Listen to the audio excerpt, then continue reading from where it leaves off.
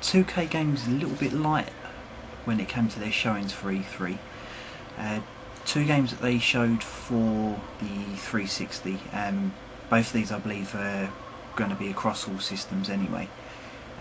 First one was Bigs 2, which, although I'd love to go into details, I don't see much point. I mean, baseball games, I'm a big fan of baseball anyway, as you can probably tell by the hat and the hoodies and what have you, but I can't see that this Bigs 2 is going to be released in the UK, so there's not really much point in me talking about it.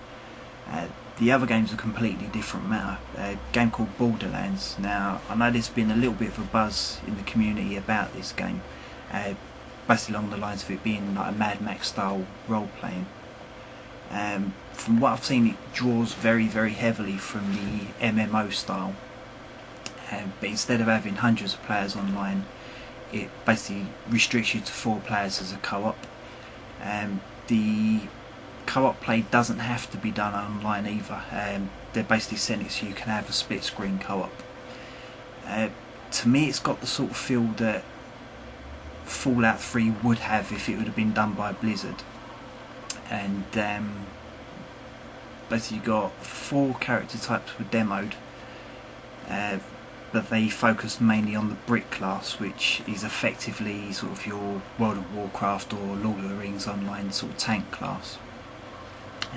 Each character class, much like Diablo, etc., etc., has got its own skill tree that when you obviously drop points in, it'll unlock character specific sort of skills. The one they actually showed was Adrenaline Rush, which works kind of like a rage skill, allowing big damage as the brick runs around basically punching stuff.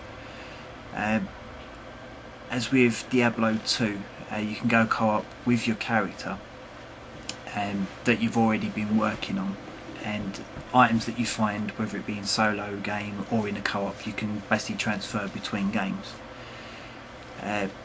Also in co-op, the game will basically tailor the strength of your enemies dependent on the level of yourself and who you're working with. Enemies, much like Fallout, basically split between human and monster. As with pretty much every single role-playing game out there, you've got certain mobs sort of regarded as elite, but Gearbox Studios basically call them badass enemies. Right, that's fair enough. These enemies, while obviously tougher to kill, as with, like I say, every single role-playing game, although they're tougher to kill, they'll give you a lot better in the way of drops. The damage indicators again draw heavily from everything that's come before it, basically showing like the floating numbers above the head to show how much damage you've done. The combat itself isn't just restricted to being on foot.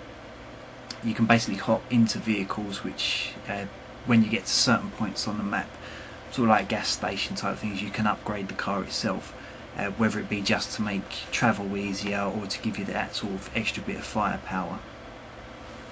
The item drops are done like every MMO as well, basically falling onto the game screen after you've dropped the enemy.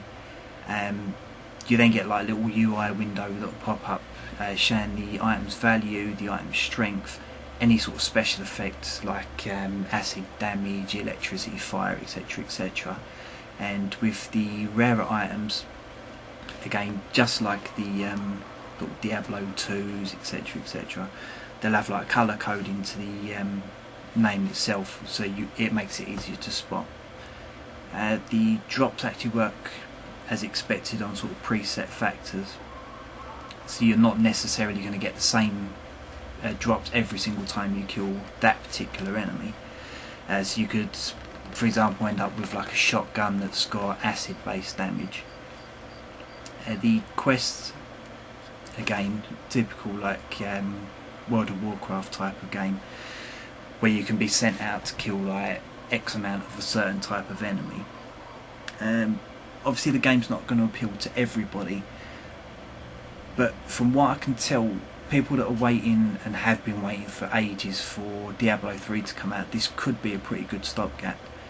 It's due for a Christmas release, and like I've already said, it's coming out for 360, the PS3 and the PC.